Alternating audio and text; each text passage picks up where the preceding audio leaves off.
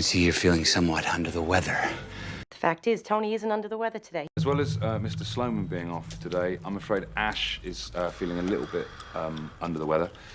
I'm a little under the weather. I am just feeling under the weather, and I think that I will go home and rest. When it's stomach stuff, you just say under the weather, or people start picturing you doing unspeakable things. I was a little under the weather that day. Been a little under the weather, that's all. Well, I'm afraid she's feeling a little under the weather. I'm a little under the weather. Yeah, well, Bernadette's a little under the weather, and my mom's kind of under my dentist. Your mum used to give me these when I was under the weather. I understand that Mr. White is feeling a little under the weather this morning. I've been telling people for days that Myra was a bit under the weather. Under the weather? Perhaps I am a little under the weather. She's a bit under the weather this afternoon. Oh. I told him you were under the weather.